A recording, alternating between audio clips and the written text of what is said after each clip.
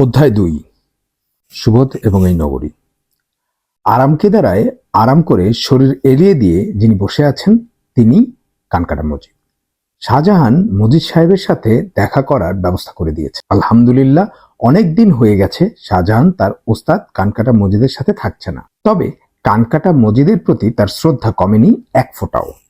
শাহজাহানের ঘটনা যা শুনলাম তা হলো তার স্ত্রীর কঠিন রোগ হয়েছিল, যে রোগে রক্ত পচে যায়। দুরারোগ্য রোগে কষ্ট পেয়ে মারা যাওয়ার সময় তার স্ত্রী তাকে কোরআন ছুঁয়ে কসম করিয়েছে সে যেন আর হারামশো না খায়। স্ত্রী মারা যাবার পর এই কথা সে কানকাটা মজিদকে জানালে কানকাটা মজিদ সাহেব তাকে সকল ধরনের কাজ থেকে অব্যাহতি দেয়। এখন শাহজাহানের ভাইয়ের দোয়া নামে একটা চায়ের দোকান আছে। ছোটখাটো চায়ের দোকান না, বড় রেস্তোরাঁ। রেস্তোরাঁর ক্যাশে বসেই শাহজাহানের সময় কাটে। দাড়ি টুপি সাদা জোব্বায় তাকে ভালোই লাগে। তবে এখনো সে মাঝে মাঝে কানকাটা মজিদের কাছে যায়, সেখানে সময় দেয়। মজিদ ভাইয়ের কাছে আল্লাহ রাসূলের দু একটা কথা শোনায়। শাহজাহান আমার ঘটনা শুনে আমাকে নিয়ে মজিদের সামনে নিজে আসার সাহস পায়নি, তবে আমাকে মজিদ ভাইয়ের সাথে দেখা করার সুযোগ করে দিয়েছে। আলহামদুলিল্লাহ। আমি আবারও কানকাটা মজিদের দিকে তাকালাম। সে আরাম করে গা এলিয়ে ইজি চেয়ারে বসে আছে। প্রথমেই আমার চোখ গেল তার কানের দিকে। কান ঠিক আছে, শুধু ঠিক না, খুব ভালো রকম ঠিক। মাথার সঙ্গে মানানসই, কোনো কান সামান্য ফোরানোও নেই। মানুষটা দেখতে সুপুরুষ, চেহারায় কবি এবং কবিতার ছাপ স্পষ্ট। হঠাৎ দেখলে মনে হবে ভাবুক নিরীহ গুবচারা টাইপ একজন ব্যক্তি। এইমাত্র একটা কবিতা লিখে শেষ করেছে। শুনেছি মার্কেটিংয়ে বিবিএ এমবিএ করা মানুষ কানকাটা মজিদ, অথচ এই লোক ভয়াবহ খুনি। তার নাম শুনলে অসংখ্য মানুষ ভয়ে কুঁকড়ে যায়। কানকাটা মজিদের বা হাতের তর্জনীতে পাথরের আংটি, গায়ে গাঢ় নীল রঙের কাজ করা পাঞ্জাবি, পরনে ধবধবে সাদা লুঙ্গি, মুখে আকাশি রঙের সার্জিক্যাল মাস্ক। তিনি যেই ভঙ্গিমায় আরামকেদারায় গা এলিয়ে আয়েশ করে বসে আছেন সেটা তার কাজের সাথে একদমই মানানসই। তার মতো মানুষ লুঙ্গি পরে আয়েশি ভঙ্গিতে আরামকেদারায় আরাম করছে, ভাবতে কেমন যেন লাগে। কানকাটা মজিদের মতো শীর্ষ সন্ত্রাসীদের এরকম অলসভাবে গা এলিয়ে দেওয়ার কথা না। সারাক্ষণই অস্থির অস্থির একটা ভাব থাকার কথা, যে কোনো সময় হুলস্থুল বাজিয়ে দেবে এমন অস্থির ভাব। আমি যখন এসব ভাবছি তখন কানকাটা মজিদ সাহেব আমার দিকে একবার চোখ তুলে তাকালেন, একবার আমাকে দেখে আবার চোখ বন্ধ করে ফেললেন। মানুষটার চোখ মারাত্মক রকম সুন্দর, চেহারা ছবিও মাশাআল্লাহ। মাথা ভর্তি ঘন কালো চুল, শুধু দাড়ি নেই। মুখ ভর্তি দাড়ি থাকলে মানুষটাকে বিশাল বড় একজন আলেমের দিন মনে হতো, যিনি মসজিদের ইমামতি করেন, সাধারণ জীবনযাপন করেন, 2 মেয়ে এবং স্ত্রী নিয়ে সুখের সংসার। মেয়ে দুটো বাদ আসর বাবার মসজিদে বাবার কাছে অন্যান্য ছেলে মেয়েদের সাথে আরবি শেখে। আমি কানকাটা মজিদ ভাইয়ের বয়স আঁচ করার চেষ্টা করছি। কত হতে পারে, 40 থেকে 45। মজিদ ভাই এখনো চোখ খুলছে না। চোখ বন্ধ অবস্থাতেই পাঞ্জাবির পকেট থেকে 2 টুকরো কাঁচা সুপারি বের করলেন। মাস্কটা নামিয়ে সুপারির টুকরোগুলো ওপরে ছুঁড়ে মেরে হা করে মুখে পুরে নিলেন। সুপারি চিবোতে চিবোতে মাস্কটা ঠিক করে নিলেন। এই সব কাজ তিনি করলেন চোখ বন্ধ করে। তাকে এখন অন্ধ মানব মনে হচ্ছে। চোখ বন্ধ করে সুপারি খাওয়ার কাজটা তিনি যেই দক্ষতার সাথে করলেন সেটা চারটেখানি কথা না। অন্ধরা ছাড়া এই কাজ কেউ এত স্বাচ্ছন্দ্যে করতে পারে বলে মনে হয় না। মজিদ ভাই আমার দিকে হাত দিয়ে ইশারা করলেন। এই ইশারার অর্থ বসুন, বসো কিংবা বস। মুখের কথায় আপনি তুমি হয়, চোখের ভাষায়ও মাঝে মাঝে সম্বোধন বোঝা যায়, কিন্তু হাত ইশারায় বোঝা কঠিন। আমি মজিদ ভাইয়ের সামনে মেঝেতে বসে পড়লাম। বসার পরেই মনে হলো ভুল করে ফেলেছি। মেঝেতে বসে পড়া ঠিক হয়নি। মজিদ ভাইয়ের সামনেই কাঠের একটা চেয়ার রাখা ছিল, সেখানে বসলেই উত্তম হতো। তিনি ইশারা করে হয়তো চেয়ারেই বসতে বলেছেন। আমি একটু নড়েচড়ে বসলাম। 2টা কাশি দিয়ে মজিদ ভাইয়ের দৃষ্টি আকর্ষণের চেষ্টা করলাম। ঘরটার মধ্যে এখন শুধু আমি আর কানকাটা মজিদ ভাই। ছোটখাটো একটা কামরা, আসবাবপত্র বলতে একটা কাঠের চেয়ার, একটা ছোট টেবিল, অনেক আগের একটি আরামকেদারা যাকে আমরা ইজি চেয়ার বলি। মজিদ ভাই সেই চেয়ারে আয়েশ করে চোখ বন্ধ করে বসে আছেন। ঘরটা দেখলে একজন বুড়ো মানুষের ঘর বলেই মনে হয়। পুরো ঘরের এই চেহারার সাথে একটা জিনিস শুধু বেমানান, সেটা হলো ঘরের পূর্ব দেয়ালে ঝুলানো বিশাল আকৃতির ফ্ল্যাট স্ক্রিন টিভি। টিভির নিচে একটা ম্যাকবুক প্রো। কানকাটা মজিদ ভাই টিভি সিরিয়াল দেখার ব্যাপারে শৌখিন মানুষ বোঝা যায়। এই ধরনের মানুষ মন খারাপ থাকলে ইউটিউবে ওয়াজ শোনে, হালকা আবেগে আপ্লুত হয়, এরপর মন ভালো করতে সিনেমা দেখতে শুরু করেন। সালমান খান, শাহরুখ খানের নতুন সিনেমা আসলে সেগুলো এরা সচরাচর মিস করেন না। বিশাল টিভিটা দেখে মনে হচ্ছে মজিদ ভাই একা থাকলে এই টিভিতে আগের আমলের বাংলা ছবির গানের অনুষ্ঠান ছায়াছন্দ ইউটিউবে ছেড়ে একা একা দেখে আর স্মৃতিচারণ করে। এই ব্যাপারে ওনাকে কিছু কথা জিজ্ঞেস করতে পারলে মন্দ হতো না। আচ্ছা কানকাটা ভাই, এত বিশাল টিভি দিয়ে কি করেন? পুরানো দিনের গান দেখি, ছায়াছবির গানের অনুষ্ঠান, ছায়াছন্দ। আপনার প্রিয় ছায়াছবি কোনটি? বেদের মেজোসনা। প্রিয় নায়ক? ইলিয়াস কাঞ্চন। মজিদ ভাই চোখ মেলে তাকিয়েছেন। এতক্ষণ ইজি চেয়ারে গা এলিয়েছিলেন। আমাকে মেঝেতে বসে থাকতে দেখে তিনি চোখ বড় বড় করে উঠে বসেছেন। মুখের মাস্কটা একটু নিচে নেমে গেছে। তিনি মাস্কটা চিবুকের নিচে নামিয়ে থুথু করে মুখের সুপারিগুলো ফেলে দিলেন। পাঞ্জাবির পকেট থেকে আরো কিছু সুপারি বের করে মুখে পুরলেন। এইবার আর উপরে ছুঁড়ে মেরে মুখ দিয়ে ক্যাচ করলেন না। খুব সম্ভবত তিনি এই কাজটা চোখ বন্ধ অবস্থাতেই ভালো পারেন। মানুষ আল্লাহর কাছে যেভাবে যা কিছু চায়, আল্লাহ তাকে সেভাবেই সবকিছু দেন। অন্ধকারে কাজ করার দক্ষতা যে অর্জন করে, আলোতে তার কাজের পরিধি ছোট হয়ে যায়, যদি না সে আলোতে ফিরে আসে। তিনি সুপারি চিবোতে চিবোতে আমার দিকে না তাকিয়েই বললেন, তোমার নাম কি আব্দুল্লাহ? আমি বললাম, জি, আমার নাম আব্দুল্লাহ। নামের আগে পরে কিছু নাই? জি না। পুরো নাম বলো। আমার আসল নাম সুব্রত রায়হান। বাবা আদর করে ডাকতেন সুবোধ বলে। সবাই আমাকে এই নামেই চিনত। কিন্তু ইসলামে প্রবেশ করার পর থেকে আমি নিজেকে আব্দুল্লাহ পরিচয় দিতেই বেশি পছন্দ। কেন আব্দুল্লাহ? কেন? আব্দুল্লাহ অর্থ আল্লাহর গোলাম। মজিদ ভাই ভ্রু কুঁচকালেন।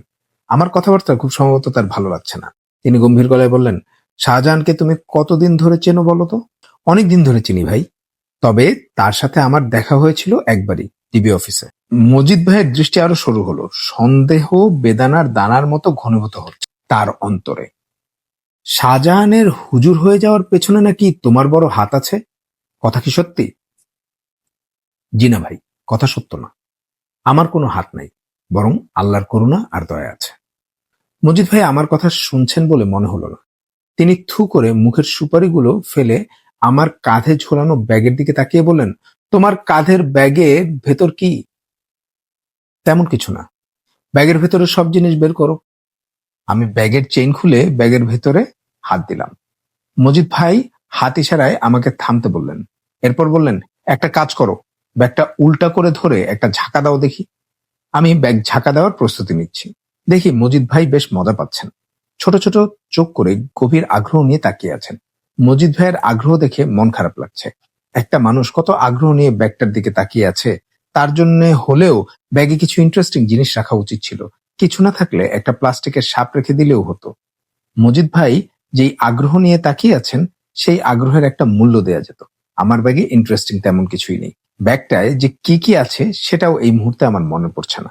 একবার মেসে গিয়ে কাপড় চোপড় ভরে নিয়ে এসেছিলাম আর এনেছিলাম একটা জায়নামাজ আর কোরআন। অবশ্য এর আগেই ব্যাগে কিছু জিনিসপত্র ছিল, কি ছিল তা আর ঘেঁটে দেখা হয়নি সে সময়। সুতরাং ব্যাগে কি আছে সেটা দেখার জন্য আমি নিজেও বেশ আগ্রহ নিয়ে তাকিয়ে আছি। আমি কোরআনটা বের করে চেয়ারের উপর রেখে ব্যাগটা উপর করলাম। একটা জোব্বা, একটা পায়জামা, একটা সেলাই ছাড়া লুঙ্গি, একটা মিসওয়াক, 2টা সার্জিক্যাল মাস্ক আর একটা বই মাটিতে লুটিয়ে পড়ল। মজিদ ভাই আমার দিকে অবাক দৃষ্টিতে তাকিয়ে আছে। কাপড় চোপড় নিয়ে তার এখানে কেন এসেছি মনে হয় এটা বোঝার চেষ্টা করছেন। সে প্রথমে মাটিতে পড়ে থাকা মিসওয়াক উঠালেন, সেটাকে নাকের কাছে নিয়ে কিছুক্ষণ শুকলেন, এরপর সেটাকে তার পাশের টেবিলে রাখলেন। এরপর সে বইটা উঠালেন, আগ্রহ নিয়ে পাতা উল্টিয়ে জিজ্ঞেস করলেন, কিসের বই এটা? জি, আমাদের দ্বিতীয় খলিফা ওমর বিন খাত্তাব রাদিয়াল্লাহু তাআলা আনহুর জীবনী, যিনি একজন সামান্য রাখাল থেকে পুরো অর্ধেক পৃথিবী শাসন করেছিলেন। পৃথিবী এবং মুসলমানদের অন্যতম সফল নেতা। আমার কথা শেষ হতে না হতেই মজিদ ভাই আমার দিকে এক নজর তাকালো। তার ভ্রু কুঞ্চিত। সে একবার তাকিয়েই আবার বইটাতে মুখ গুজে দিল। তারপর জিজ্ঞেস করলো, তুমি পুলিশের ইনফর্মার? জি না মজিদ ভাই। তাহলে আমাকে এভাবে খুঁজতে এসছো কি উদ্দেশ্যে? শাহজাহানের কাছে শুনলাম আমার সাথে দেখা করার জন্য তুমি নাকি খুব আগ্রহ প্রকাশ করেছো। কারণ কি? কারণ আছে। তুমি কি আশিকের লোক? কোন আশিক বলুন তো? এক আশিককে চিনি, যিনি উবারে নিজের গাড়ি দিয়ে রেখেছে, উবার চালায়। এলাকার ছেলেপেলে তাকে উবার আশিক বলে ডাকে। আর কোনো আশিককে চেনো না? জি না। ল্যাংড়া আশিকের নাম শোনোনি? জি না। উনি বোধ করি বিখ্যাত কোনো মাস্তান না। যদি বিখ্যাত মাস্তান হতো তাহলে আপনার নাম যেমন ডিবি অফিসে শুনেছি, তার নামও তো কোথাও না কোথাও শুনতাম। তুমি পুলিশের ইনফরমারও না, আবার আশিকের লোকও না। জি না। তাহলে তুমি কেন এসছো? আমি সোনিয়ার ব্যাপারে কথা বলতে এসেছি। মজিদ ভাই মনে হলো একটা ইলেকট্রিক শক খেলেন। হাতের বইটা টেবিলে রেখে ধরফর করে উঠে দাঁড়ালেন। বড় বড় চোখ করে আমার দিকে তাকিয়ে বললেন, সোনিয়াকে তুমি চেনো? খুব ঘনিষ্ঠভাবে চিনি না, তবে চিনি। ও এখন কোথায় আছে তুমি জানো? জি জানি। বলো কোথায় ও এখন? সেটা বলবো না। মজিদ ভাই তীক্ষ্ণ দৃষ্টিতে আমার দিকে তাকিয়ে আছে। একজন অতিমাত্রায় ভয়ঙ্কর ক্রিমিনাল। তিনি যেই মেয়েকে হন্যে হয়ে খুঁজছেন, আমি তার অবস্থান জানা সত্ত্বেও তাকে বলছি না। ব্যাপারটা তার জন্য অপমানজনক। লোকটার এখন আমাকে আস্ত ধরে গিলে ফেলার কথা। আমি অপেক্ষা করছি কখন উনি আমাকে গিলে খাওয়ার জন্য প্রস্তুতি নেয়। তবে একটা সমস্যা, তিনি যেই তীক্ষ্ণ দৃষ্টি দিয়ে আমার দিকে তাকিয়ে আছেন, সেই তীক্ষ্ণ দৃষ্টি তেমন একটা ভয়াবহ না, বরং তার চোখের দৃষ্টিতে প্রশ্রয় প্রশ্রয় ভাব আছে। তার এই প্রশ্রয়যুক্ত দৃষ্টির আশকারা পেয়েই বললাম, মজিদ ভাই, ব্যক্তিগত কৌতূহল থেকে একটা প্রশ্ন করতে চাই। কি প্রশ্ন? আপনার দুই কান তো মাশাআল্লাহ পুরাই ঠিক আছে, কানে শোনেনও তো পরিষ্কার, তারপরও আপনার নাম কানকাটা মজিদ কেন? কানকাটা মজিদ ভাই এতক্ষণ দাঁড়িয়েছেন। তিনি কি যেন ভাবলেন, তারপর আরাম কেদারায় গা এলিয়ে বসতে বসতে শান্ত গলায় বললেন, আমি অন্যের কান কাটি। একটা কান কেটে দেন নাকি দুইটাই কেটে দেন? তিনি আমার এই কথার জবাব না দিয়ে বজলু বজলু বলে উঁচু স্বরে কাকে যেন ডাকলেন। একজন ছিপছিপে গড়নের হালকা পাতলা লোক ঝড়ের গতিতে ছুটে এলো। এই বাতাসে ওরা চিকন লোকটাই বজলু হবে। সে আবার ঘরে ঢোকার আগে তাড়াহুড়া করতে গিয়ে দরজায় বাড়ি খেল। ব্যাপক উত্তেজিত বেচারা। মজিদ ভাই শান্ত গলায় জিজ্ঞেস করলেন, বাথটাবে পানি আছে? ফজলু বলল, আছে উস্তাদ, অল্প আছে। বাথটাবটা পানি দিয়ে ভর্তি কর, একে নিয়ে যা, 2 মিনিট করে মাথা পানিতে ডুবায় রাখবি, তারপর জিজ্ঞেস করবি সোনিয়া কোথায় আছে, কি সমাচার। তখন মুখে বুলি ফুটবে। আমার ধারণা সে পুলিশের লোক, ইলেকশনের আগে আমাকে ভেতরে নেবার পরিকল্পনা বানাচ্ছে। খুব ভালো মতো একে জল চিকিৎসা দিবি। এতে যদি কাজ না হয় তাহলে সকালবেলা বাম কানটার লতি ধরে কেটে দিবি। আমি বললাম, মজিদ ভাই, 1 মিনিট 2 মিনিট করে চুবায় রেখে আমাকে জল চিকিৎসা দিয়ে লাভ হবে না। আমি 3 মিনিট পর্যন্ত পানিতে ডুব দিয়ে অনায়াসে থাকতে পারি, আলহামদুলিল্লাহ। আমার রসিকতা করার চেষ্টা মজিদ ভাইকে বিভ্রান্ত করলো না। সে হাত ইশারায় আমাকে নিয়ে যেতে বলল। বজলু দা শলাকা ম্যান এসে আমার হাত ধরে ফেলল। আমি জল চিকিৎসার জন্য প্রস্তুত।